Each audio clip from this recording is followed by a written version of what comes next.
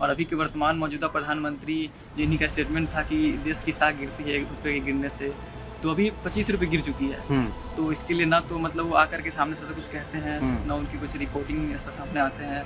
सड़कों पे युवाओं को दौड़ा दौड़ा के पीटा जाता है, ये कितनी शर्म की बात है। तो ये सरकार हर तरह से हमें लगता है कि फ्लॉप है, खास के युवा को देखिए। हमारी जो देश की इकोनॉमी है चौथी इकोनॉमी बन गई, लेकिन सर मैं देख पा रहा हूँ कि हमारे देश का जो भुखमरी इंडेक्स है 124 है 147 देशों में। सर ये कैसे पॉसिबल है? मोदी सरकार बिल्कुल अपने जो है काम करने में निल साबित हुई है। और जो ये 10 साल का कहते हैं कि 10 साल में हमने ये किया, मोदी सरकार ने कुछ नहीं किया, सिर्फ अपने शौक सर्राटे पूरे किए। प्रोपोगेंडा सेट किया जा रहा है और कुछ भी नहीं है। लोग अगर वो लगाते हैं जैसे कि रेडियाँ लगाते हैं तो उसको लोग क्या उनके पुलिस वाले होते हैं, उनको उनका सामान उठा कर ले आते हैं क्या, जबकि उनको कोई अधिकार नहीं है। डॉलर के मुकाबले एक बार फिर रुपया गिर चुका है। जी हाँ, अब की बार रुपया अपने सबसे निचले स्तर पर पहुंच चुका है। इस समय $1 की कीमत अगर रुपये में हम आंकें तो ₹88.44 हो चुकी है। 2013 के लगभग की बात है, जब प्रधानमंत्री मोदी कहा करते थे कि जब जब रुपया गिरता है तब तब देश की साख गिरती है। लेकिन फिलहाल जब रुपया अपने सबसे निचले स्तर पर गिर चुका है तब भाजपा की सरकार ने चुप्पी साध रखी है। इस विषय पर देश की जनता क्या सोच रही है, वो क्या मानती है, आइए आपको रूबरू करवाते हैं। सरकार ये कहती है बार बार कि आर्थिक मोर्चे पे हम जो है कामयाब हो रहे हैं, हम 4 ट्रिलियन की इकोनॉमी बनने वाले हैं, लेकिन जब रुपया इस तरीके से गिर रहा है तो आप इसको कैसे देख रहे हैं? भैया अब इसमें तो हमारे जो आदरणीय प्रधानमंत्री भी हैं उनका स्टेटमेंट था 2014 का, क्योंकि आपने भी कोट किया है कि जब देश का रुपया गिरता है तो उसकी साख गिरती है। तो जब आप पिछले प्रधानमंत्री हमारे स्वर्गीय मनमोहन सिंह जी की सरकार देखेंगे तो वो 10 सालों में ₹16 गिरी थी। और अभी के वर्तमान मौजूदा प्रधानमंत्री जिन्हीं का स्टेटमेंट था कि देश की साख गिरती है ₹1 के गिरने से, तो अभी ₹25 गिर चुकी है। तो इसके लिए ना तो मतलब वो आकर के सामने से कुछ कहते हैं, ना उनकी कुछ रिपोर्टिंग ऐसा सामने आते हैं। तो फिर अब क्या साख नहीं गिर रही है देश की, जो रुपये दिन पे दिन गोते लगाया जा रहा है नीचे। तो सभी लोगों की मतलब यही सवाल है कि अब आप बताइए सामने आकर के कि अब क्या अब इससे भी ज़्यादा क्या ₹100 चली जाएगी क्या $1 की कीमत? तो इस पर भी ध्यान दे, या फिर जो हमारे वित्त मंत्री हैं उनका भी कुछ स्टेटमेंट आए। तो मतलब अब यही सब उन लोग का जीएसटी रिफॉर्म, जो जैसे कि अभी जीएसटी का उनका था कलेक्शन ऐसा बहुत किए, फिर अभी कुछ आकर के जब प्रोटेस्ट बढ़ा तो जीएसटी में ये लोग कुछ मतलब कि कमी लाए, इवन फूड हो या फिर बुक्स हो, लेकिन वो अभी भी पूरी तरीके से आपको ये दिखेगा नहीं, उसमें अभी बहुत सुधार की ज़रूरत है। और सबसे ज़्यादा तो कुछ ऐसा जो हमारे फॉरेन इन्वेस्टमेंट जो बाहर जा रहे हैं, अभी जो जितने थे पिछले कुछ समय में काफ़ी ज़्यादा, तकरीबन 2 लाख करोड़ के करीब जा चुके हैं, तो उसको लेकर भी कुछ काम करे ताकि हमारे जो भी विदेशी हैं उनको हमारे रुपये में, हमारे देश में उनका ये बढ़े, इंटरेस्ट बढ़े, वो इन्वेस्ट ज़्यादा करे, हमारा करेंसी मजबूत हो। तो इसके लिए उनको कुछ काम करना होगा, उनको कुछ सेट करनी होगी, प्रिंसिपल सेट करनी होगी। और यही जी, प्रधानमंत्री मोदी अपने भाषणों के लिए जाने जाते हैं और लगातार इस बात के लिए भी जाने जाते हैं कि हर चीज़ पर वो बोलते हैं, इस चीज़ पर वो खामोश क्यों हैं? तो वो बोलते हैं, लेकिन वो कभी लाइव मीडिया में आकर के कभी ऐसा जो सही सवालों के जवाब दे, तभी ना ला करके भाषण देने से। तो आप देश के एक मुखिया हैं, आपकी एक रिस्पॉन्सिबिलिटी बनती है कि आप आ करके सामने टैकल करें, या पीछे से खेलना तो कोई ये नहीं है ना। कांग्रेस और जो भी सरकार रही है मनमोहन सिंह की, उस समय में मोदी जी बहुत सारे ऐसे बात करते थे, पेट्रोल की या रुपया की साख गिर जाती है तो प्रधानमंत्री की गरिमा गिर जाती है, ऐसे शब्दों का प्रयोग करते थे, लेकिन वो दिखता नहीं है।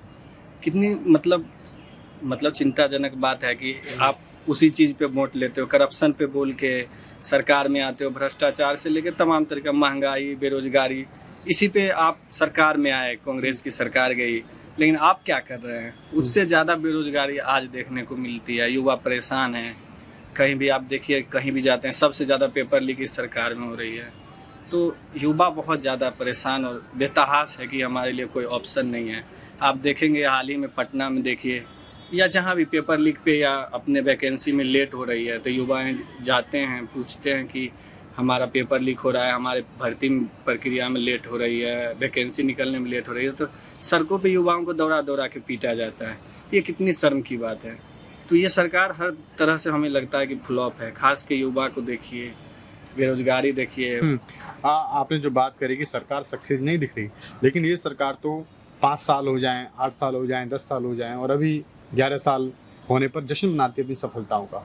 सफलता का जश्न मना रही है, लेकिन हम सोचते हैं क्या कि जश्न मनाने के लिए आप बहुत तरीके का PR यूज करते हैं। हर एक चीज़ इसलिए भी जश्न मनाया जा रहा है कि लोगों को बेवकूफ़ बना के और मतलब सत्ता में काबिज रहा जा सके, क्योंकि आप सरकार को देखते हैं कि ये हम हर तरीके से चीज़ों को मैनेज करते हैं। हाल ही में देखे होंगे कि विपक्ष के द्वारा वोट चोरी का मुद्दा उठाया गया है। ऐसे ही आप मीडिया मैनेजमेंट देखते हैं, तमाम तरीके का चीज़ देखते हैं तो समझ में आता है कि ये ऐसे ही जश्न मनाते हैं, लोगों को बेवकूफ़ बनाते हैं। आधे से ज़्यादा आबादी आज की डेट में ऐसी हो गई कि उनको पढ़ने का एक वो खत्म हो, रिसोर्स खत्म हो गया। यूपी में देख लीजिए कि 5000 प्राइमरी स्कूल बंद कर दिए गए हैं।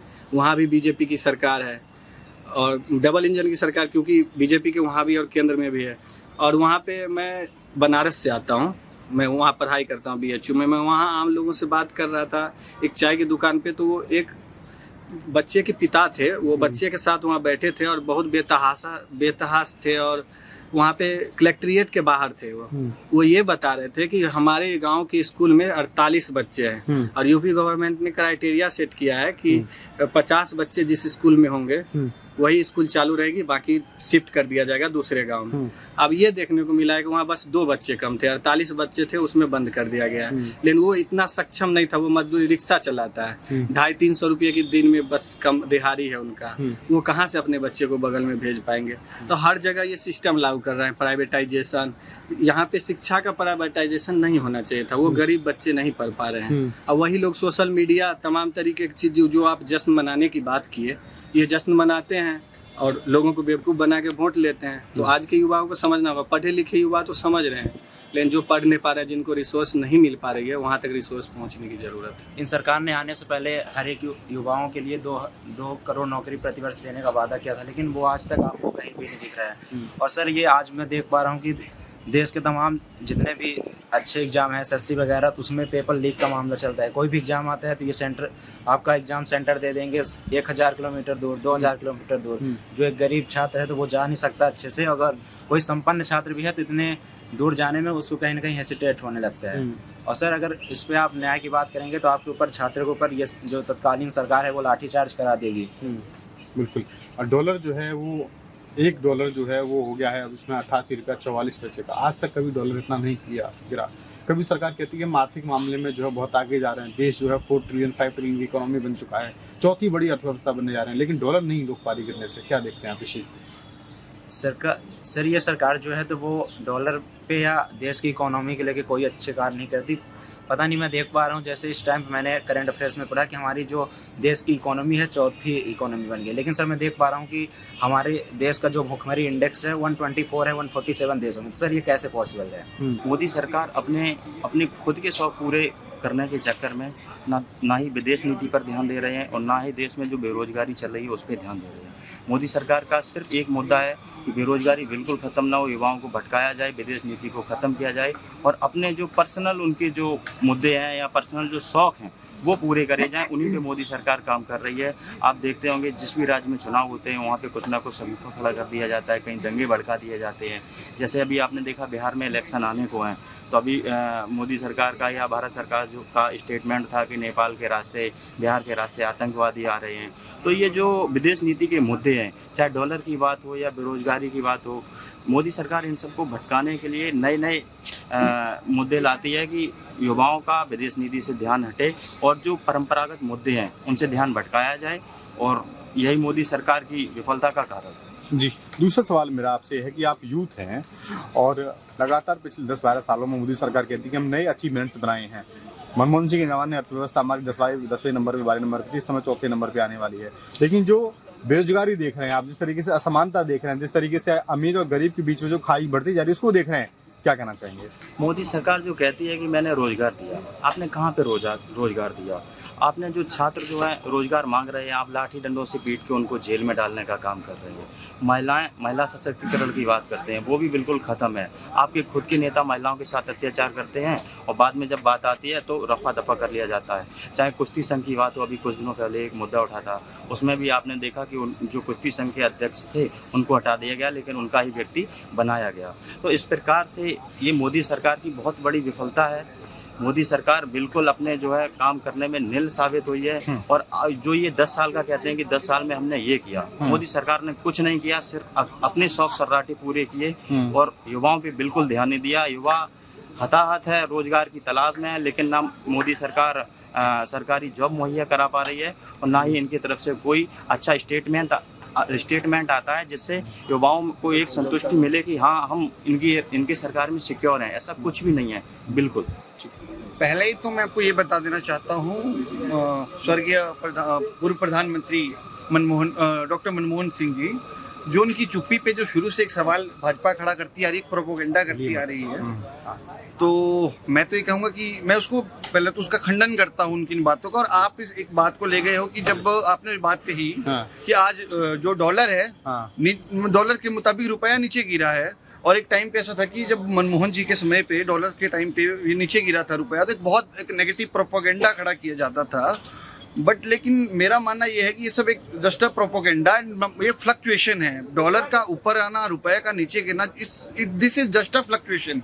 थोड़ी सी कमियां तो है, हमें उसको मतलब कवर करना रहेगा, लेकिन वो प्रोपोगेंडा से नहीं करते, हमको प्रैक्टिकली चीजों को करना होगा। मुझे लगता है कि कहीं ना कहीं फॉरेन एक्सचेंज में जो हम बेहतर जितना कर सकते हैं उतना बेहतर कर नहीं पा रहे हैं। और जो हमारे अपने रिसोर्सेज है, जैसे इनकम जनरेशन के जो रिसोर्सेज है, उनका जो हम फुल मतलब पोटेंशियल जितना है उसको फुली टैप नहीं कर पा रहे हैं। ये बेसिकली एक रीजन है, और ये इतना बड़ा इशू नहीं है कि इसका हम एक प्रोपोगेंडा बनाए। As a youth I think कि हमको एक प्रैक्टिकल सॉल्यूशन पे आना पड़ेगा। हाउ कैन बी, मतलब हम इस जो ये खाई बढ़ती जा रही है डॉलर और रुपए के बीच, इस पे काम करना होगा। और मुझे नहीं लगता कि भाजपा सही मायने में इस पे कोई काम कर रही है। जस्ट उनका काम एक प्रोपोगेंडा सेट करना है। वो मनमोहन जी की चुप्पी पे तो सवाल कर रही है, मतलब उनकी चुप्पी पे तो एक प्रोपोगेंडा खड़ी कर रही है, लेकिन वो ये क्यों नहीं करे कि एलपीजी जैसी स्कीम्स इंडिया में किसने इंट्रोड्यूस की? जब देश की आर्थिक स्थिति एक समय पे चरमरा गई थी, तो उस समय पे डॉक्टर मनमोहन सिंह जी की वो नीतियां थी जो आज उस खराब आर्थिक हालत में भी देश की आर्थिक स्थिति को वापिस लाया गया था। विदेशी निवेशक जो हैं उन्होंने अपना 11.7 बिलियन डॉलर निकाल लिया है, तो कहीं ना कहीं भारतीय बाजार पर, भारतीय मार्केट पर उनका अविश्वास जो है वो बना हुआ है, डगमगा रहा है भरोसा। जो डॉलर और ये रुपए के भी जो खाई का काम कर रहे हैं, मैटर ये करता है क्या हमारी सरकारें सही दिशा में काम कर रही है या नहीं कर रही है। Actually India incredible India, as you all know, हमारे वर्ल्ड में इंडिया को इनक्रेडिबल इंडिया क्यों जाना जाता है? क्योंकि हमारे पास बहुत ज़्यादा पोटेंशियल है हर कंटेक्स्ट में। आज की बात नहीं, आज से 5000 साल पहले भी देखो, पूरी दुनिया में लोग नहीं रहते थे, लेकिन इंडिया में ट्रेड तब भी होता था, इंडस वैली सिविलाइजेशन के टाइम से लेकर। तो मेरा ये मानना है कि मौजूदा जो सरकार है वो एक राइट डायरेक्शन पे नहीं चल रही है, जो सॉल्यूशन की तरफ नहीं भाग रही है। जस्ट एक प्रोपोगेंडा सेट किया जा रहा है और कुछ भी नहीं है। इकोनॉमिकली हम जितना बेहतर कर सकते हैं वो नहीं जा पा रहे, क्योंकि इनकी पॉलिसीज तो खराब है। ठीक है, पॉलिसी किसी की भी खराब हो सकती है, एक प्रोसेस है, बट लेकिन ये उसको ठीक नहीं करना। उसको ठीक करने के बजाय एक गलत डायरेक्शन में ही खुद भी जा रहे हैं और यूथ को भी ले जा रहे हैं। देश में इतने लोग बेरोजगार हैं कि जिसकी कोई दिन नहीं है, ठीक है ना। देश में इसलिए क्या बोलते हैं, 10 रुपए के लिए भी लोग लाइनों में लगे हुए हर एक चीज़ में है। क्योंकि अब आप देख लीजिए, यहीं पे क्या बोलते हैं, हमारे यहाँ पर सदर बाज़ार में लोग अगर वो लगाते हैं, जैसे रेहड़ियाँ लगाते हैं, तो उसको लोग क्या बोलते हैं, पुलिस वाले होते हैं, उनको उनका सामान उठा कर ले आते हैं, क्या जबकि उनको कोई अधिकार नहीं है, तो सामान उठा कर ले आते हैं। और बाकी वो पुलिस वाले फिर उनको ले आकर मारते पीटते हैं, कोई उनकी कोई कानूनी कार्रवाई नहीं करता। इसलिए हमें इस बात को देखना चाहिए कि देश का रुपया कितना उस पर निचले स्तर पर हो रहा है। अमेरिका ने अब टैरिफ लगा दिया। क्या सरकार सही से अपनी नीतियों को, आर्थिक नीतियों को अंजाम नहीं दे पा रही है, केवल हवाबाजी वादे कर रही है? सर बात क्या है, इनको बस ये क्या बोलते हैं, अपनी सरकारों को ऊपर लेकर आना है, उनका और कुछ नहीं है। सिचुएशन अभी एडी जो चला रहे हैं कि हमने 5% हर एक चीज़ पे GST लगा दी। अब इन्होंने पहले तो वो कर लिया कि ज़्यादा GST लगा दी, अब इन्होंने 5 कर दी, क्योंकि चुनाव आ बिहार के चुनाव आ रहे हैं, हर जगह ये लोग एड दे रहे हैं। तो इसलिए हमें ये बात देखनी चाहिए कि हमारा पैसा कितनी उस पर वो चल रहा है, रुपया जो है वो कितना गिर चुका है। आपके युवाओं की सरकार, मतलब जब भी सरकार कोई आती है तो युवाओं के लिए बड़े बड़े वादे करती है, सरकार ने भी वादे किए। आप इस सरकार से खुश हैं या निराश हैं युवाओं के मामले में? नहीं सर, अगर कोई काम करेगा हमारे लिए तो वो ठीक ही होगा, हम उसको ही वोट देंगे। अगर कोई जैसे काम नहीं करेगा, ये हिंदू मुस्लिम में करते रहेंगे, देश कैसे आगे बढ़ेगा? ये बात है बस। और बाकी वादे तो ये लोग पहले बहुत करते हैं, जब ये लोग जीत जाते हैं तो कोई भी आगे नहीं आता। बहुत लोग ऐसे हैं कि इनके जो सपोर्टर हैं बहुत सारे, वो इनके पैसों पे बने हुए होते हैं। हर जगह ये लोग नारे लगाते हैं घुस घुस के, लोगों के घरों में जाते हैं, ये ऐसे के ना RSS के जो इनके संगठन है, वो ऐसी बात है। कोई ना कहीं हिंदू विचारधारा दिखती है। अब इंसान तो इंसान है ना, ईश्वर तो एक ही है। इंसान तो सारे उनने आपको बनाया, मुझे भी बनाया, सबको बनाया, मगर ये मुसलमानों से ही इतना वो होता है, बस ये कहना चाहता हूँ।